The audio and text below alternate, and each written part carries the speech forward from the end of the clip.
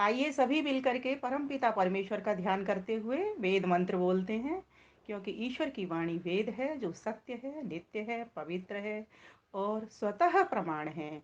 इसीलिए हम प्रमाणों के ऊपर जाते हुए अपनी बात को कहेंगे। उससे पहले श्रुति सरस्वती से अपनी जिह्वा को पवित्र कर लेते हैं।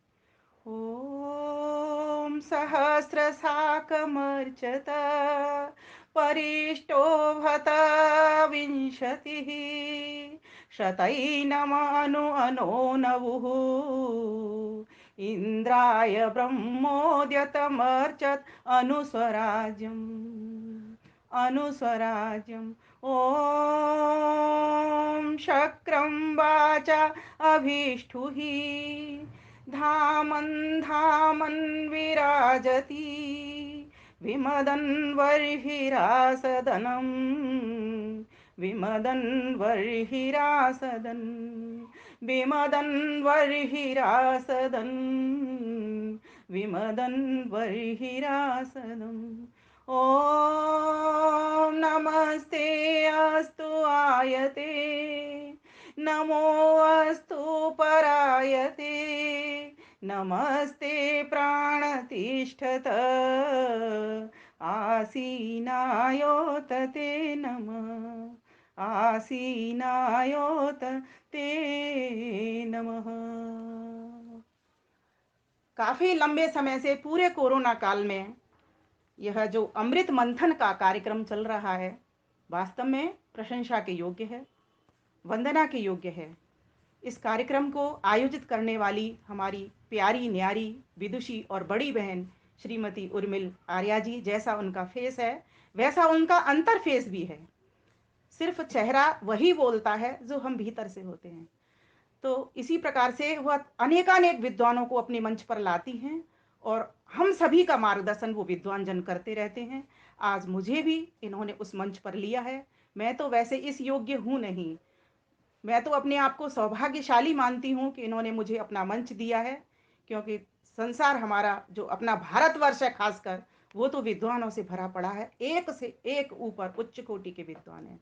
मैं तो अपने आप को कहीं भी नहीं पाती हूँ। बस थोड़ा सा चिंतन है, मनन है, स्वाध्याय है और ईश्वर की कृपा है मेरे ऊपर कि वो मुझे देता रहता है। मेरी इच्छा होती है कि मैं अपने आप तक सीमित न रहूं, इस ज्ञान को आगे आगे प्रचारित प्रसारित कर सकूं। इसके हेतु ही मैंने यूट्यूब चैनल बनाया कि लोगों तक वो सत्य ज्ञान जो कि महर्षि दयानंद सरस्वती सत्या प्रकाश के भीतर लेकर के आए, जन जन तक पहुंच सके। इसीलिए आइए, आज जो मुझे विषय मिला है ध्यान, योग और उपासना, अति सुंदर विषय है। वास्तव में इस विषय के द्वारा ही मानव जीवन का कल्याण हो सकता है। जब व्यक्ति को ये विषय समझ में आ जाता है, योग क्या, ध्यान क्या, उपासना क्या, तब जाकर के व्यक्ति कुछ अपने जीवन का कल्याण कर पाता है। अन्यथा तो आया, पशुओं की भांति विचरा, बच्चे पैदा किए, भोग भोगे और इस चादर को रख करके फिर दूसरी चादर में चला गया। कब तक इस तरीके की जिंदगी वो जीता रहेगा व्यक्ति, कुछ नहीं पता। इसीलिए आइए, ये समय कोरोना काल मिला है, इसको मजबूर नहीं, इसको मजबूत बनाना है। इसको एकाकी नहीं, इसको संगठित करना है। माना कि लोग कहते हैं कि मास्क लगा लिया, 2 गज दूरी, ये सिर्फ भौतिक दूरी है। लेकिन जितनी जितनी भौतिक दूरी हुई है, उतनी उतनी अभौतिक आत्मा से, मन से, इन वेबिनारों के माध्यम से हम सभी बहन भाई जुड़ गए हैं। तो सब प्रथम तो मैं नमन वंदन करूंगी अपनी बहन उर्मिल जी का और पूरी आयोजक टीम, संगीता जी हुई और सुषमा जी हुई, सभी बहनों को हार्दिक नमन वंदन अभिनंदन करती हूँ। इतने अच्छे तरीके से इस कार्यक्रम का आयोजन करके हम सभी को लाभ पहुंचाने के माध्यम से कार्यक्रम कर रही हैं और हम सभी को भी समय समय पर आमंत्रित करती हैं। दूसरा नमन बंदन करूंगी जहां जहां से श्रोता जुड़े हुए हैं, वक्ता जुड़े हुए हैं या भजनोपदेशक जुड़े हुए हैं पूरे भारतवर्ष से। मुझे लगता है यहाँ पर तो अंतर्राष्ट्रीय विद्वान और वक्ता भी जुड़ जाते हैं, ऐसा हमें देखने में मिल रहा है। कई लोग ऑस्ट्रेलिया से जुड़ते हैं, कई कनाडा से जुड़ते हैं, इस प्रकार का देखने में आ रहा है। वास्तव में वो भी लाभ ले रहे हैं। ये भारत की हमारी संस्कृति है जिस पर हमको गर्व करना चाहिए कि सभी लोग जो भारत के मूल के हैं वो यहाँ से वहां गए हैं तो भूले नहीं। उस परमात्मा की याद, अपने मनुष्यता की याद सभी को वहां पर भी बनी हुई है। तो देखिए, मैं उनका भी खूब हाथ जोड़ करके नमन वंदन अभिनंदन करती हूँ। और आगे अब मैं अपनी बात पर, विषय पर आती हूँ। हमारा जो विषय है योग का, ध्यान का, उपासना का। तो सर्वप्रथम तो हम इस उपासना को समझ लेते हैं, क्योंकि उपासना के भीतर ही जब परमात्मा की व्यक्ति अनुभूति करने के लिए चलता है, तभी वो उसके मन में जिज्ञासा आती है। हमारे दर्शन कहते हैं कि अथातो ब्रह्म जिज्ञासा, उस परमेश्वर की हमको जिज्ञासा कब होती है? तो उत्तर निकल के आता है, रोगे भोगे वियोगे च। रोग में होती है, या तो खूब सारा रोग मिला हुआ है, जिसको कहते हैं क्रॉनिक डिजीज, बहुत भयंकर बीमारी से पीड़ित हैं, तब जाकर के लगता है भगवान कोई शक्ति तो है जो मुझे अब आनंद देगी, बाकी तो इस संसार में तो मुझे दुख ही दुख मिला और मैं रोग से बहुत परेशान हो गया हूं। तब जाकर के उस ईश्वर की ओर थोड़ा सा रुझान पहुंचता है। भोग में जब भोगों को भोग लिया, तृप्ति नहीं मिली, भोगा न भुगता वह में भुगता, पता चला कि भोग ही हमको भोगते चले गए, कालो नहीं आता वह में आता, ये समय ही हमको लेते हुए चला गया, समय अब बच नहीं रहा हमारे पास। तब जाकर के उस ईश्वर की ओर मन बढ़ता है, रुझान बढ़ता है। योगे रोगे भोगे वियोगे, और जब किसी अपने प्रियजन से वियोग हो जाए, तब जाकर के लगता है जैसे कि महर्षि दयानंद सरस्वती को हुआ।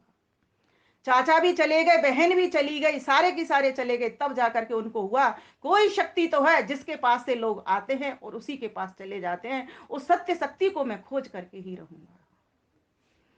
इस प्रकार की जब जिज्ञासा मन में आती है, तब उस ईश्वर को पाने की ओर मन जाता है और उसमें रुचि बढ़ती है, क्योंकि फिर पता लगता है कि कोई शक्ति है जिसके पास आनंद है। बाकी संसार के सभी सुखों के भीतर तो चार प्रकार के दुख मिले हुए हैं, जैसा कि हमारा न्याय दर्शन हमको बताता है, योग दर्शन हमको बताता है, और भी दर्शनों में सभी में समानता है एक दूसरे के प्रति, सभी हमको दर्शनकार इस बात को बताते हैं।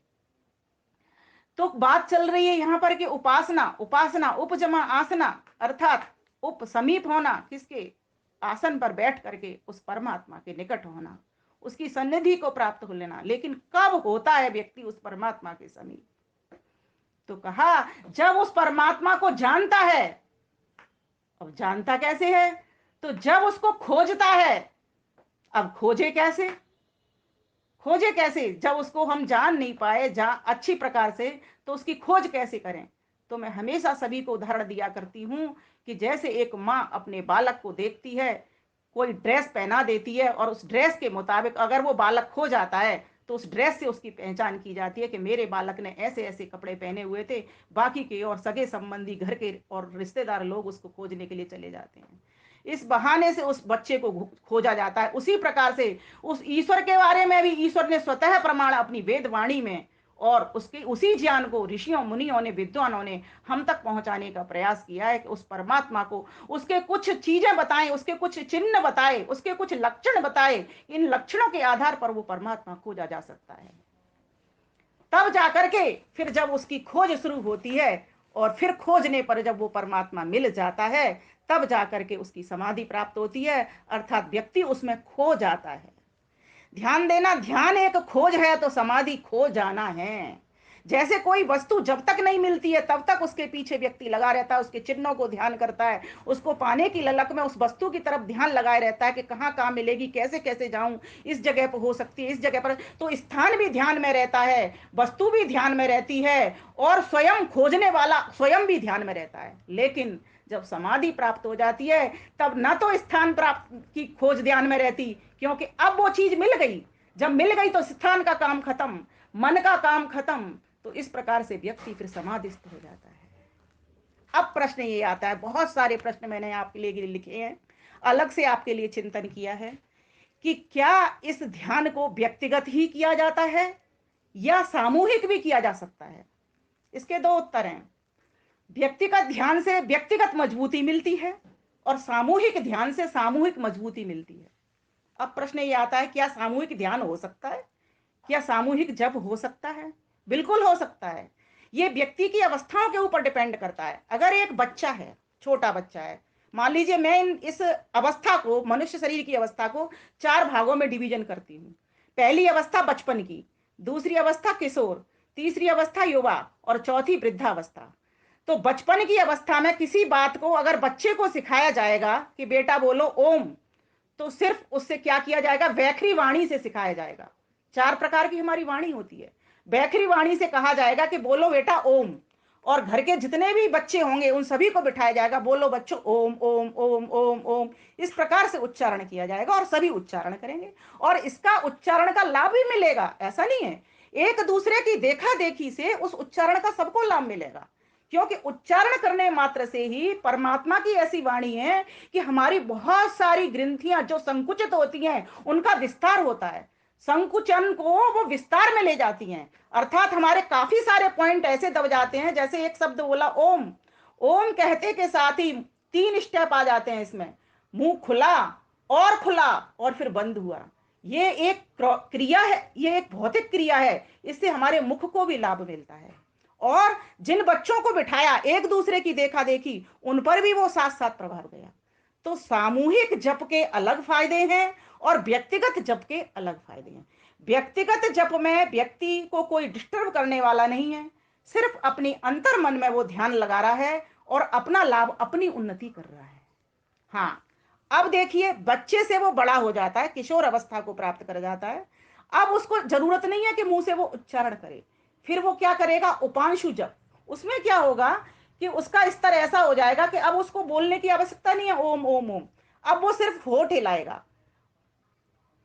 बोल अभी भी रहा है वो ओम, लेकिन इस तरह बोलेगा, होठ हिलाते हुए, हिला करके देखिए आप मेरे साथ, बोलेगा, इस तरह बोलेगा। अब लेकिन वो युवावस्था को प्राप्त कर गया है, उसके बाद में उसका जप शुरू हो जाएगा, मानसिक जप। तब वो क्या करेगा, न तो उच्चारण कर रहा है न वो मुंह हिला रहा है, अब वो क्या कर रहा है, व्यक्तिगत सिर्फ ध्यान कर रहा है और मुंह में मन ही मन में उस ओम के अर्थ का विचार कर रहा है। क्योंकि जप कहता है तद अर्थ जप, क्या कहता है, तदर्थ भावनम, उसके अर्थ की भावना करना। जो अर्थ कहता है, जैसे ओम, ओम का अर्थ होता है सर्वरक्षक, एक सामान्य अर्थ, सार्वजनिक अर्थ, सार्वभौमिक अर्थ, कि वो परमात्मा सभी का रक्षक है, ये ओम का एक अर्थ है। अब जो साधक होगा, जो युवावस्था को प्राप्त कर गया है, अर्थात ज्ञान में, पहले बचपन की अवस्था थी जहां उच्चारण सिखाया जा रहा था, चित्र देखा करके समझाया जा रहा था, बेटा ये माला होती है, ये माला के मनके होते हैं, इन मनकों से इस प्रकार से एक्यूप्रेशर होता है, ये ध्यान की मुद्रा होती है, इन ध्यान की मुद्राओं से, ये माला जो होती है इससे इस तरह से करने से नींद नहीं आती है, अर्थात बेहोशी दूर होती है, ये लाभ है।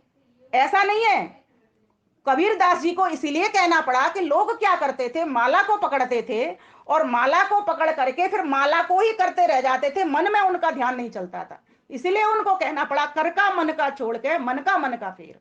महर्षि दयानंद सरस्वती को भी इसीलिए कहना पड़ा कि ये माला और तिलक छोड़िए, इस उनका मतलब ये, उनको उन्होंने देखा दुनिया में घूम घूम करके प्रचार करके कि यहाँ पर हो क्या रहा है, सिर्फ माला को पकड़े हुए हैं। माला खराब नहीं है, ध्यान देना, साधन कोई भी खराब नहीं होता, उंगलियों पर भी कई लोग गिनते हैं वो भी खराब नहीं है, समय से भी कई लोग ध्यान करते हैं वो भी खराब नहीं है, और गिनतियों से भी जो करते हैं वो भी खराब नहीं है। मैंने हर प्रकार का प्रैक्टिकल किया हुआ है, किसी न किसी चीज के किसी न किसी तरीके के लाभ होते ही होते हैं। हाँ, अगर व्यक्ति अगर संकल्प नहीं लेगा कि मुझे 1 लाख जप करने हैं, तो वो व्यक्ति फिर बैठेगा ही नहीं। मैंने देखा है जो लोग संकल्प नहीं लेते वो ध्यान में बैठते ही नहीं है। वो एक अलग उच्च अवस्था होती है, वृद्धावस्था, जिसको ज्ञान की कहते हैं, परिपक्व अवस्था, जिसमें न उनको माला चाहिए, न उनको वो चाहिए, समय में बांधना चाहिए, न उनको संख्या की जरूरत पड़ती। ऐसा योगी बहुत उच्चतम स्थिति का होता है। ये अभी हम जितने भी लोग वेबिनार से जुड़े हुए हैं, यहाँ पर जो हमारा उद्देश्य काम कर रहा है वह यह उद्देश्य काम कर रहा है कि सभी और जागृति फैले, ईश्वर से जुड़े, जप से जुड़े। इसीलिए दीपक भी जला करके रखा जाता है, लोटा भी जल का भर लिया जाता है, कमरे को सजा भी लिया जाता है, उस तरह की सात्विक वाइब्रेशन सी भी बना ली जाती है। इसका मतलब कदापि ये मत समझना कि हम व्यक्तिगत ही उपासना करें, एक होती है सामूहिक उपासना, एक होती है व्यक्तिगत उपासना। व्यक्तिगत उपासना में अपनी उन्नति करता है व्यक्ति, जैसे 1 घंटा सुबह महर्षि दयानंद सरस्वती लिखते हैं, 1 घंटा शाम को, और मैं तो कहती हूं इसको कि 1 घंटा, और वो तो करना ही करना है, लेकिन पूरा व्यवहार काल, अर्थात सुबह से लेकर के उठ करके रात्रि पर्यंत तक, जब तक सोते हैं तब तक ईश्वर प्रधान में ही बने रहना, कि जो कोई काम कर रहा है, करवा रहा है, मुझसे ईश्वर करवा रहा है। इसका मतलब ये नहीं है कि वो गलत काम की प्रेरणा कर रहा है, ध्यान देना, मेरा कहने का भाव जीवात्मा स्वतंत्र है, लेकिन परमात्मा की शक्ति से मैं काम कर रहा हूं, परमात्मा की दी हुई बुद्धि से मैं काम कर रहा हूं, परमात्मा की कृपा से ही मैं काम कर रहा हूं। इस प्रकार का भाव रखने से मेरे भीतर निरभिमानता आएगी। अन्यथा तो मैं अहंकारी हो जाऊंगा कि सब कुछ मैं ही कर रहा हूं। करता मैं हूं, स्वतंत्र करता हूं मैं, लेकिन श्रेय परमात्मा को देते चलना है। क्योंकि अगर वो बुद्धि नहीं देता, अगर वो इतना सुंदर शरीर नहीं हमको बना करके देता, अगर वो हमको ये संसार के भौतिक साधन नहीं देता, तो हम अपनी उन्नति कैसे करते। तो कहा गया यहाँ पर कि व्यक्तिगत उपासना भी आवश्यक है, लेकिन सामूहिक उपासना जिसको जप हम कह रहे हैं, वो जप भी आवश्यक है। एक जप होता है जिसको हमारा वैदिक सिद्धांत नहीं कहता, लेकिन बहुत सारे लोगों की मान्यता है, अजपा जप। उसमें क्या होता है, व्यक्ति कुछ भी कर रहा है, बस मन मन में जप चलते चला जा रहा है। ऐसा करने के भी लाभ हैं। इस ऐसे करने के क्या लाभ हैं कि व्यक्ति गलत काम से बचा रहता है, गलत विचारों से बचा रहता है। ऐसा जब भी करते रहना चाहिए। कई लोगों को मैंने देखा है कि वो इस तरीके का जप करते हैं, वास्तव में कोई विचार भी लगता है कि उनके मन में नहीं आता, क्योंकि उनका कर्म देख करके पता लगता है कि इनका कर्म कितना शुद्ध हो रहा है। तो इससे भी पता चलता है कि इस प्रकार का भी एक जप का है। वैदिक सिद्धांत के भीतर 3 ही जप बताए हैं।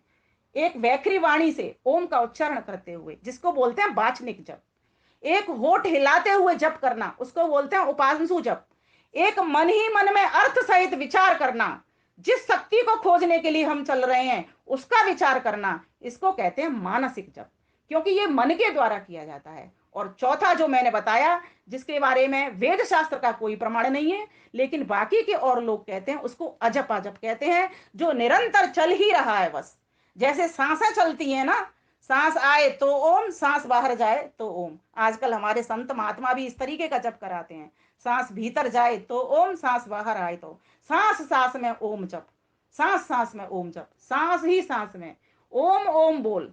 ओम ओम बोल प्राणी, ओम ओम बोल। ओम के बिना ना कोई जग में तेरा मोल। ओम ओम बोल प्राणी, ओम ओम बोल। ओम से बना ये जग, ओम में ही जा रहा, ओम में ही रह के सब, ओम से ही पा रहा। भूल मत झुला रहा जो आ, भूल मत झुला रहा जो झोटे दे के गोल। ओम ओम बोल प्राणी, ओम ओम बोल। ओम ओम बोल प्राणी, ओम ओम बोल। आगे कहा गया, बिन प्रभु के बंदे तेरी क्या ही औकात है। रिश्ते नाते दुनियादारी थोड़े दिन की बात है। रिश्ते नाते दुनियादारी थोड़े दिन की बात है। 4 दिन की चांदनी में हो, 4 दिन की चांदनी में हो न डावाडोल। ओम ओम बोल प्राणी, ओम ओम बोल। ओम ओम बोल प्राणी, ओम ओम बोल। जान के ये बात सच्ची जिंदगी बिताए जा, विमल कमल धवल होके ओम ओम गाए जा। विमल कमल धवल होके ओम ओम गाए जा। सौंप करके डोर उसको आ, सौंप करके डोर उसको मस्त होके डोल। ओम ओम बोल प्राणी, ओम ओम बोल। ओम ओम बोल प्राणी, ओम ओम बोल। लेकिन ध्यान देना, सिर्फ उच्चारण तक सीमित मत रह जाना।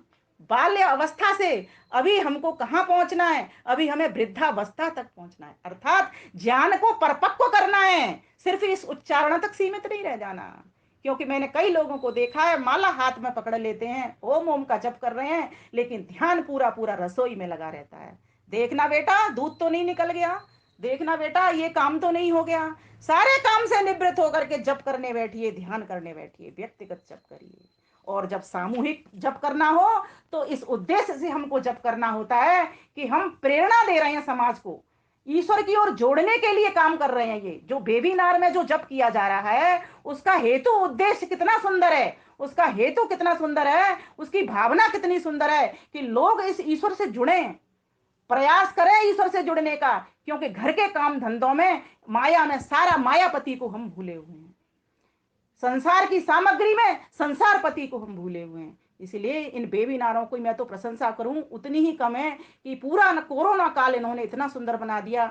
और अभी ये कोरोना खत्म नहीं हुआ है, अभी महाराष्ट्र से चल करके सुनने में आया है, दोबारा अभी आने वाला है। भगवान से प्रार्थना करती हूँ, परमात्मा अब तो इसको तू समेट।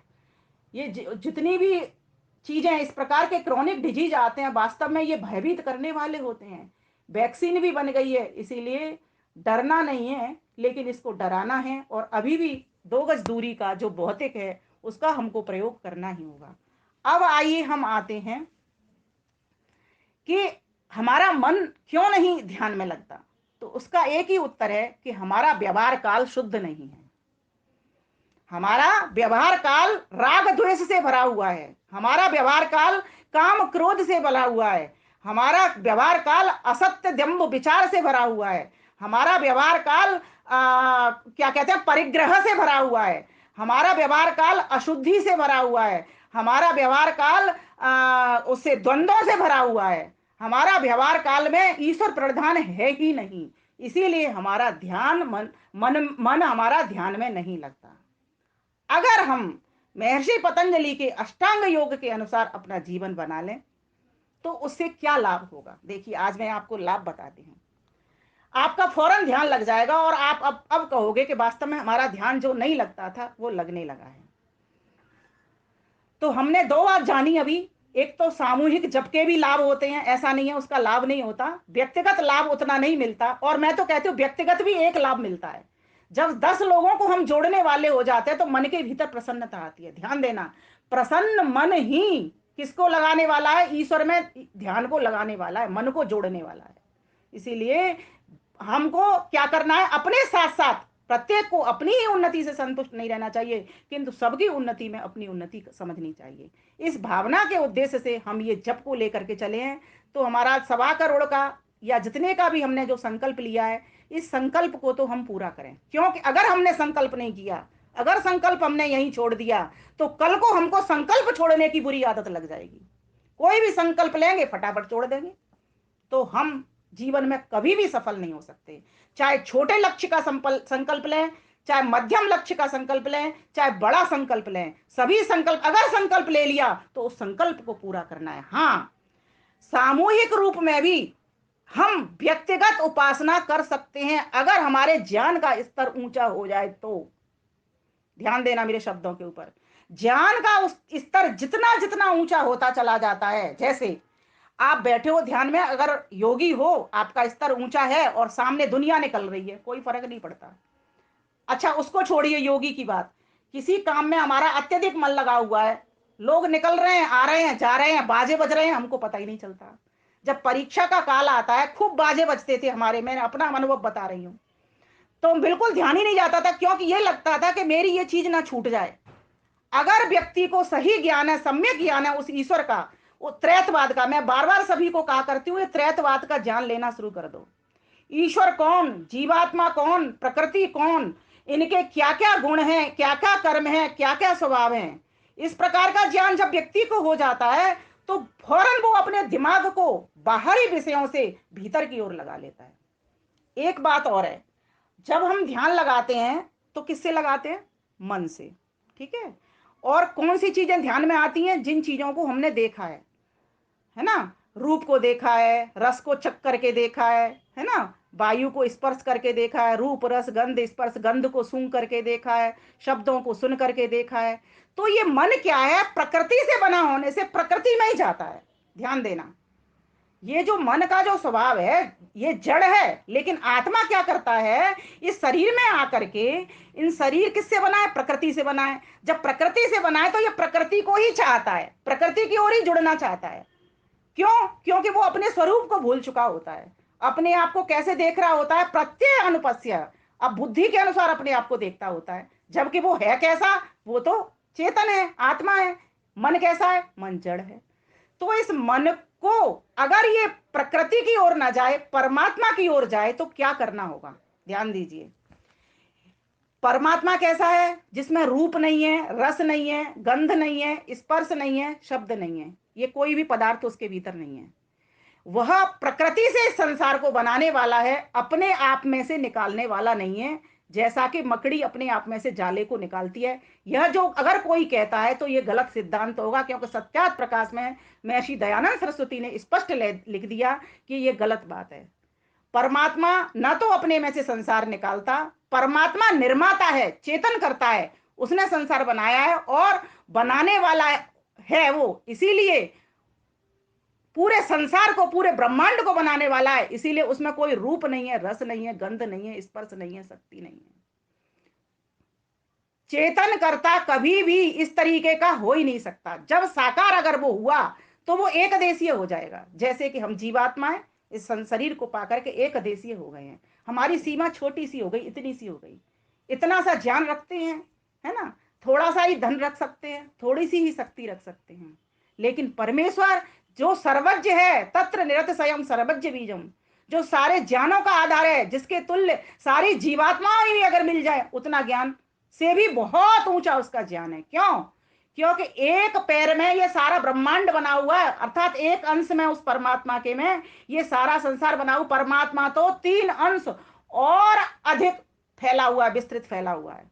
इतना बृहद परमात्मा, तो उसके ज्ञान की कोई बराबरी नहीं कर सकता। ठीक है, उसके धन की कोई बराबरी नहीं कर सकता, उसके बल की कोई बराबरी नहीं कर सकता। वो सब जगह पर रहने वाला है, सब जगह पर उसको अनुभूत कर सकते हैं। समूहों में भी उसको अनुभूत कर सकते हैं, व्यक्तिगत भी उसको अनुभूत कर सकते हैं। समूहों में कैसे करेंगे? मान लीजिए समूह में जब कर रहा है, हम सभी परमात्मा के अमृत पुत्र हैं और सभी के भीतर वो परमात्मा बैठा हुआ है। इस तरह से समूहों में हम परमात्मा को अनुभव कर सकते हैं। जहां भी जा रहे हैं, जो भी वस्तु जहां देखी, आप उसमें परमात्मा का अनुभव कर सकते हैं। ये आपकी योग्यता, ये आपके स्तर के ऊपर डिपेंड करता है। वेद ने तो मंत्र कह दिया, कितना सुंदर, ओम शक्रम वाचा अभिष्ट ही, उस सर्वशक्तिमान परमेश्वर की वाणी का या वाणी द्वारा कैसे स्तुति करो, तो कह दिया गया, धामन धामन विराजती, जो समस्त धामों में विराजमान है। किस प्रकार से स्तुति करो? अर्चता, कैसे? सहस्रम साकम अर्चता, समूह में मिलकर के स्तुति करो। सामूहिक जप के बारे में समर्थन कर दिया परमात्मा ने। परमात्मा ने आदेश दे दिया कि समूह में मिलकर के जप करो। ये वेद का मंत्र है, देख लेना आप। प्रकरण आपके पास भेज दूंगी इसका पूरा, मैंने इसका काव्य भी किया है, इसकी व्याख्या भी ली है। वो वहां पर लिखा गया है कि परमात्मा की स्तुति 20, 30, 50, 60, सैकड़ों, हजार लोग एकत्रित होकर के उसके भीतर उसकी मिलकर के स्तुति करो। ये जितनी भी आरतियां चली, जितनी भी प्रार्थना चली, ये सब समूह में ही होती हैं। आपने देखा होगा मंदिरों में जाकर के। उसके पीछे का भाव क्या था? उसके पीछे का भाव ये था कि जन जागृति हो, लोग जागें और एक दूसरे को समझें, एक दूसरे में परमात्मा देखें, संगठन की भावना को मजबूत करें, सामाजिक समरसता को लेकर के आए। इस तरीके के भाव होते हैं। और कहा जाता है सात्विक रेज का ऐसा निर्माण होता है, ये तो वैज्ञानिकों ने भी सिद्ध कर दिया, जब एक केंद्र पर एक जैसा काम बार बार होता हो, अधिक उच्चारण के साथ में होता हो, जोर के उच्चारण के साथ में होता हो, तो वहां पर सात्विक रेज फैलती है, दूर दूर तक उसका प्रभाव जाता है। बहुत सारी ऐसी चीजें होती हैं जिनसे हम अनभिज्ञ रहते हैं और हम विरोध करते हैं। मैं कहती हूँ विरोध में ना जिए, बोध में जिए। सब प्रथम तो हम उस वस्तु स्थिति का बोध करें कि कौन सी बात कब कही जा रही है, क्यों कही जा रही है, कहां कही जा रही है। और दूसरी बात, अगर आपको व्यक्तिगत उन्नति करनी है, बिल्कुल साधना करिए, बोलने की जरूरत नहीं, मौन में जाइए, कुछ भी कहने की आवश्यकता नहीं है, पूरा दिन मौन करिए। कौन मना करता है? व्यक्तिगत करनी चाहिए उपासना, जरूर करनी चाहिए। क्योंकि जो व्यक्तिगत उपासना करता है वही व्यक्ति अपने आप में श्रेष्ठ हो जाता है। और फिर ऐसा व्यक्ति ही जब समूह में काम करता है तो समूह के लोगों को भी अपने साथ साथ लेकर के वो चलता है। तो इस प्रकार से हमको अपनी उन्नति करनी चाहिए, अवश्य करनी चाहिए। व्यक्तिगत जप करना चाहिए, क्योंकि जप से हमारी मानसिक उन्नति होती है, जप से हमारी वाचनिक उन्नति होती है, जप से हमारी आत्मिक उन्नति भी होती है। ये तो हमें इतने सारे प्रमाण मिल रहे हैं। कितना सुंदर कहा है वेद ने, सहस्र शाखा मर्चत परिष्टोभत विंशति सतैन मन वनो वरुंद्राय ब्रह्मोद्यत मर्चन स्वराज्यम। अर्थात उस परमात्मा की सभी साथ साथ मिलकर के अर्चना करो। संगच्छध्वम संबद्धध्वम संभो मनांस जानताम, साथ साथ मिलकर के सारा काम करो, लेकिन सम्यक विचार वाले होकर के करो। ये भी बता दिया। संगच्छध्वम, सम के दो अर्थ हैं। सम्यक चाल हो, साथ साथ चाल के साथ साथ साथ चल रहे हो, किसी की दिशा कहीं की है, किसी की दिशा कहीं की है, तो गलत हो जाएगा सब। संगठन नहीं बनेगा, संगठन की भावना नहीं आएगी। समूह में स्तुति, जप, प्रार्थना, जो भी तुम करना चाहते हो वो कर सकते हो। ये छूट दे दी परमात्मा ने अपनी वेदवाणी के द्वारा। शतैन, क्योंकि देखो क्या लिखते हैं, शतैन, हजारों लोगों ने, लाखों लोगों ने, करोड़ों लोगों ने उस इंद्र परमेश्वर को भजा है, उसकी स्तुति की है। ये वेद का मंत्र कह रहा है। 20, 30, 50, 60, सैकड़ों, हजार लोग भी एकत्रित होकर समूह में मुझ परमात्मा की उपासना करो, ये वेद का लिखा हुआ है। भक्ति भजन जप करो तथा संगठन बनाकर अपने राज्य की रक्षा करो। अगर हम सिर्फ व्यक्तिगत उपासना ही करते रह गए, सभी तो करते नहीं है, कोई दो चार जन को समझ है वही करते हैं, तो सभी लोग कैसे समझेंगे, उनको बताना पड़ेगा। हाँ, इसमें संशोधन करने की आवश्यकता है। जो हमने 1.25 करोड़ का संकल्प लिया है, हम ये जप सभी के लिए कर रहे हैं, इसका शारीरिक लाभ भी मिल रहा है, जन जागृति का भी लाभ मिल रहा है, लोगों को दूर दूर तक प्रेरणा भी मिल रही है। ठीक है, और दीपक जलाने के भी बहुत सारे लाभ मिल रहे हैं। जैसे दीपक किसका प्रतीक है, प्रकाश का प्रतीक है। दीपक को देखो, दीपक स्वयं के नीचे तो उसके तले के नीचे अंधेरा है, लेकिन दुनिया को प्रकाश दे रहा है। हे परमात्मा, मेरा तू जीवन दीपक जैसा बना देना, ऐसी सोच, ऐसी भावना ये दीपक सिखाता है, ये प्रतीक है सारे। फिर जो दीपक के भीतर जो बत्ती जल रही है रुई की, वो अपनी पूरी देह को समर्पित कर देती है। किसके लिए, हम लोगों के लिए, प्रकाश में भरने के लिए। और देखिए, छोड़ो यहीं तक, उसमें जो तेल भरा हुआ है वो पूरा समर्पण कर देता है, वो भी जल जाता है। किसके लिए, हम सबको रोशनी देने के लिए। ये तो जड़ दीपक काम कर रहा है। अगर मेरी अंतर ज्योति जल जाती है, अगर मेरा अंतर दीपक इस तरीके की भावना वाला बन जाता है, तो किसी से राग होगा नहीं, किसी से द्वेष होगा नहीं, किसी पर क्रोध आएगा नहीं, किसी से विरोध होगा नहीं, किसी से वैर होगा नहीं। मेरी सारी अशुद्धियों का मल क्षय हो जाएगा। शौच क्या सिखाता है, अद्वीर गात्रेण शुद्रंती मनः सत्येन शुद्धति विद्या तपोव्यम भूतात्मा बुद्धिर ज्ञानेन शुद्धति। ये सिखाता है कि जल से शुद्धि किसकी होती है, शरीर की होती है, और मन की शुद्धि किससे होती है, सत्य बोलने से होती है। इसीलिए व्यवहार काल को अपने को अगर सुंदर बना लोगे तो आपका उपासना काल भी तंदुरुस्त हो जाएगा। किसी से भी झूठ कथन मत करो, हमेशा सत्य बोलो। सत्य वाला व्यक्ति क्या करता है, उसका लाभ क्या होता है, क्रिया फल आश्रय तुम, ये लिखते हैं महर्षि पतंजलि कि उत्तम कर्मों के फल वाला होता है। अर्थात जो भी वो कर्म करता है वो उत्तम फल देने वाला होता है, ऐसे सत्यवादी व्यक्ति का। देख लो, उठा लो इतिहास, राजा हरिश्चंद्र को हम आज भी याद कर रहे हैं, किस लिए, सत्य के ऊपर याद कर रहे हैं। महर्षि दयानंद ने तो 4 नियमों में सत्य लिख दिया। वेद सब सत्य विद्याओं का पुस्तक है, सब सत्य विद्या और पदार्थ जो विद्या से जाने जाते हैं। ईश्वर सच्चिदानंद स्वरूप है। सत्य से ही शुरू कर दिया, सत्य के ग्रहण करने और सत्य के छोड़ने में सर्वदा उद्यत रहना चाहिए। क्यों, उसका कारण है, सत्य परमेश्वर को पाने के लिए आपको अपने सत्य ज्ञान को लेना होगा, सत्य वचन बोलना होगा, वाणी से सत्य बोलना होगा, और कर्म में भी सत्य को ही डालना होगा। तब जाकर के तुम्हारा उपासना काल मजबूत होगा।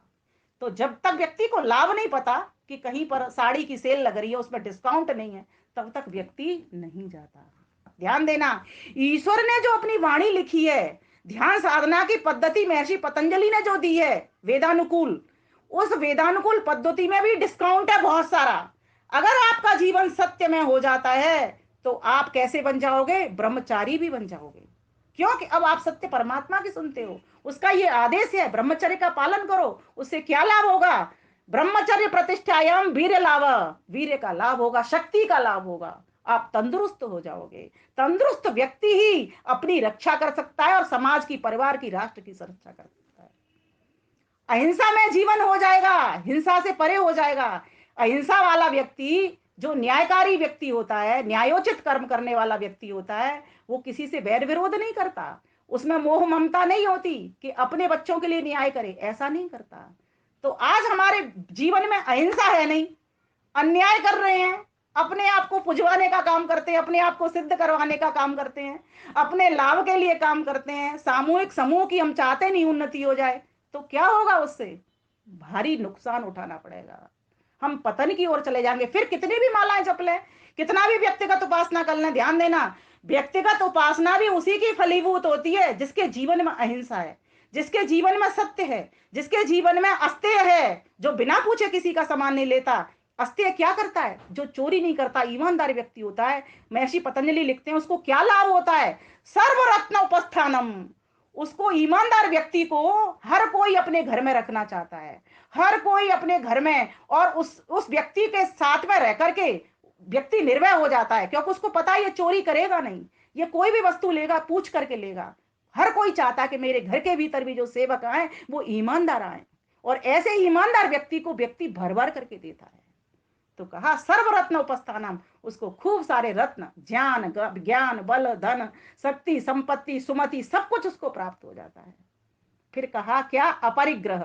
और जिस व्यक्ति का जीवन परिग्रह में नहीं होता, बहुत सारी वस्तुएं इकट्ठे करने में नहीं लगता, वस्तुएं व्यक्ति कब इकट्ठा करता है? जब उसकी चाहत बढ़ जाती है कि मुझे ये भी चाहिए, मुझे वो भी चाहिए, मेरे पास ये भी नहीं, मेरे पास वो भी नहीं, तो खूब सारा सामान इकट्ठा करता है। इसी प्रकार से इन विचारों को भी, मन के भीतर भी बहुत सारी चीजें इकट्ठी करता है, इकट्ठी कर करके कूड़ा बना लेता है, कूड़ा घर बन जाता है। फिर व्यक्ति शाम को उपासना के लिए बैठता है। आप बताइए उसका ध्यान उपासना में लगेगा या जो कचरा उसने पूरे दिन भर समेटा था उसमें लगेगा? उसका ध्यान लगेगा जो कचरा उसने पूरा समेटा था पूरे दिन भर। इसीलिए इस जीवन को कैसा बनाना है? इस जीवन को यमी बनाना है, यम पर चलने वाला बनाना है। अर्थात ये यम किसके लिए? ये समाज के भीतर रहने के लिए बहुत आवश्यक है, बहुत जरूरी है। और व्यक्तिगत समूह के रहने के लिए जो 5 बातें बताई ये बहुत जरूरी हैं। और वहीं व्यक्तिगत रहने के लिए शौच, संतोष, ये बहुत जरूरी है, ये पहले 2 नंबर पे आते हैं, है ना। शौच, शुद्धि, शुद्धि बहुत जरूरी है। जिस व्यक्ति के जीवन में शुद्धि आ जाती है, फिर संसार की चीजों से, क्योंकि संसार में उसको फिर आसक्ति नहीं रहती, अनासक्त भाव से परई अस संसर्ग, ये लाभ है उसका कि वो सारी चीजों से, कि देखता है कि संसार की वस्तुएं तो अनित्य हैं, नाशवान है, ये आज हैं कल चली जाएंगी, सब में, सारी चीजों में जिनसे सुख मिल रहा है उन सभी में दुख मिला हुआ है, ऐसा उसको बोध हो जाता है। परैर अंग जुकुप्सा परैर संसर्ग, अर्थात उसको अपने अंगों तक से घृणा होने लग जाती है। वो ये देखता है इसमें तो कितना दुख भरा हुआ है, इस शरीर में तो मैं कैसा हूं? मैं निर्मल हूं, मैं विमल हूं, मैं शुद्ध हूं, मैं पवित्र हूं, मैं उस परमात्मा का पुत्र हूं। इस प्रकार की उसकी भावना बन जाती है। जब ऐसी भावना, जी बिल्कुल पूछिए, जी बिल्कुल पूछिए, इसी से बिल्कुल बिल्कुल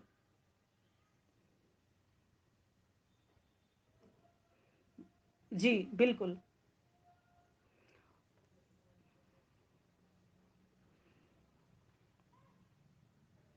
बिल्कुल बिल्कुल।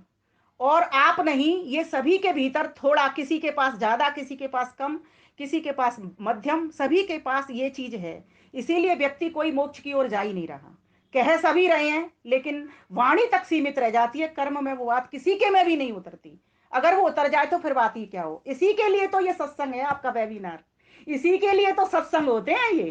किसके लिए हैं? जिससे कि हम इस कूड़े को खत्म करने वाले बने, राग द्वेष से बचें।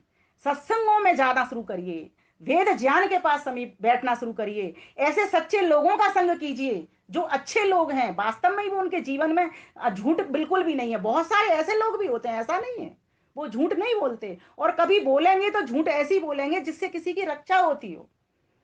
वो भले ही सोचते हैं कि इस झूठ का मुझे पता है कि लाभ मुझे, क्योंकि जो भी कर्म व्यक्ति करता है उसका फल वैसा ही मिलता है, उसको पता है कि उसका दंड मिलेगा मुझे, जो भी झूठ मैंने बोला है। लेकिन फिर भी वो ये चाहता है कि समाज की रक्षा इससे हो रही है तो मैं झूठ बोलता हूं। तो हमें उस स्तर तक पहुंचने के लिए ज्ञानाधिपति अर्थात ज्ञानी विद्वान योगियों, संतों, महात्माओं, सदग्रंथों और सत्संग, उस ईश्वर का ये जप किस लिए है? जप करते करते जब भावना बनेगी कि हे प्रभु, आप सच्चिदानंद हो, सत्य स्वरूप है, तीनों कालों में आपका वाद नहीं होता, और वाद तो मेरा भी नहीं होता, मेरी भी सत्ता है, लेकिन मैं क्यों असत्य बोल जाता हूँ? मैं असत्य बोल जाता हूँ, कहीं ना कहीं मोह के बस बोल जाता हूँ। मुझे अपने प्राणों से मोह है, मुझे अपने शरीर से मोह है, मुझे अपने पुत्र से मोह है, मुझे अपने पति से मोह है, मुझे अपने पिता से मोह है। तो मेरी ये अविद्या है, मोह अविद्या है, तो मैं इस अविद्या को छुड़ा दूं। हे परमात्मा देव, प्रार्थना भी करिए और अविद्या छुड़ाने के लिए पुरुषार्थ भी करिए। और अविद्या कैसे छूटेगी? जब विद्या के पास जाओ, सीधी सी बात है। बल्ब जलाते हो, अंधेरा भाग जाता है ना? तो अभी हमारा बल्ब नहीं जला, इसीलिए हम असत्य बोलते हैं, इसीलिए हम चोरी करते हैं, इसीलिए हम ब्रह्मचर्य का पालन नहीं करते। तो हमें क्या करना है? हमें विद्या का, वेद विद्या का बल्ब जलाना है। तो डेली डेली हम वेद विद्या का स्वाध्याय करें। इसीलिए अगला जो नियम का नंबर बता दिया, स्वाध्यायात इष्ट देवता संप्रयोग। स्वाध्याय करने वाला व्यक्ति विद्वानों के सत्संग से उनका ज्ञान प्राप्त करने वाला हो जाता है, ईश्वर के संग से सत्य बन जाता है, सत्य ही बोलता है, सत्य ही काम करता है, सत्य ही अपने जीवन में धारण करता है। तो हमें सत्यवादी बनना है, महान पुरुषों के जीवन का अनुकरण करना है, ज्ञानी विद्वानों के पास बैठना है। और भी कोई प्रश्न इससे संबंधित हो तो कोई भी बहन भाई पूछ सकता है।